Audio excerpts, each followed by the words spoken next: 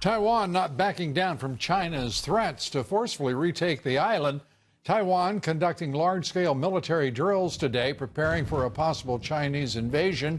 Taiwan has called for international support to combat China's growing threats and out-of-control actions, as they put it. President Trump today at the Pentagon announcing his administration's new missile defense review.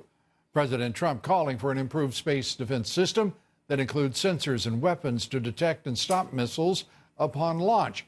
He also demanded 20 new ground-based interceptors to be installed in Alaska. The president hoping the improved missile defense strategy will help curtail Russia and China's growing and advanced weapons systems that now face the United States.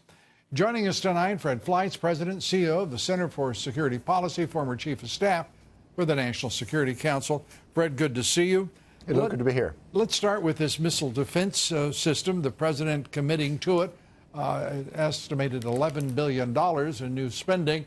How soon can we imagine that it'll be in place? Well, it's going to take some time, but this is an important initiative because there are new technologies we have to deal with, such as Russia's new hypersonic missile, which is almost impossible to shoot down. China is improving its missile program, and there have been huge advances in the Iranian and North Korean missile programs. Lou, North Korea could hit the east coast of the United States with a missile today. The accuracy they're still working on, but it is a real threat, and I think this program is going to help deal with that.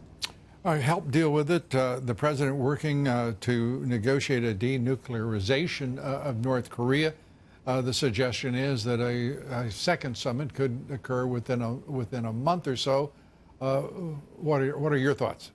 Well, you know, critics are always criticizing the president for the North Korea strategy. Let's keep in mind there haven't been any missile tests or nuclear tests since late 2017. This is a significant step forward. I think the North Koreans are close to making some minor concessions. They've certainly been dragging their feet. The purpose of a new summit is to get Kim to reaffirm his commitment to what he agreed to in Singapore. You know, I have to tell you, this is to me a process game that's being played. It's unbecoming, if you will, to the Trump administration.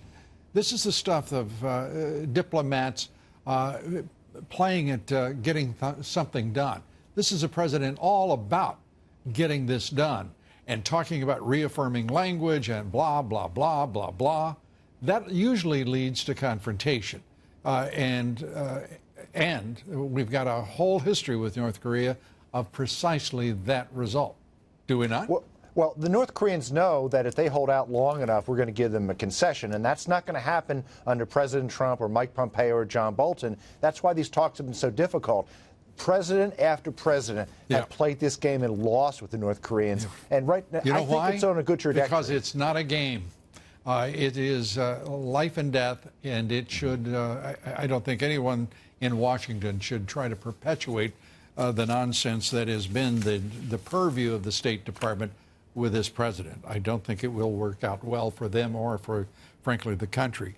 Let's turn to something you brought up, which was the hypersonic missiles that are being developed by both Russia and China. How in the hell is it that the United States would have to say, our Defense Department, that we do not have an adequate defense against such weapons? Hell, we don't even have such weapons. How could this be? Well, I'll tell you one reason is because the Obama administration devastated our missile defense program. It was still inadequate, but they brought it down so much that even Obama officials had to rebuild some of it because of the North Korean threat. What's being done with this new initiative by President Trump, we're going to have space-based interceptors that will be able to strike these missiles in the boost phase when they're most vulnerable, when there is a plume that's hotter and larger than any time of the missile's launch. It gives us a good chance of shooting them down. It's a very important initiative. And Taiwan, the continued bellicosity, the threats from mainland China against Taiwan. Where are we headed? And just how serious do you think the Chinese are in creating a real conflict?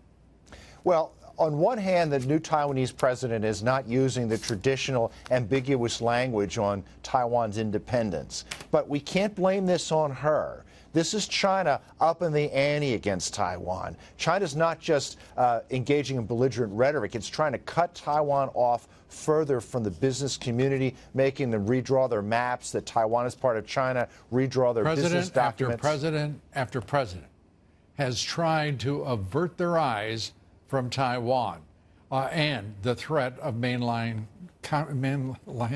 communist China against them. We can no longer avert our eyes, can we? I don't think we can avert our eyes, but we have to find a way to defend Taiwan, recognizing the huge surge in the Chinese military. And I know that there are people at the Pentagon. You're and saying that we should roll over? No, I'm not saying that. But I'm saying that we have to look at what the threat is and adequately defend Taiwan. All right, Fred, as always, great to have you with us. We appreciate it.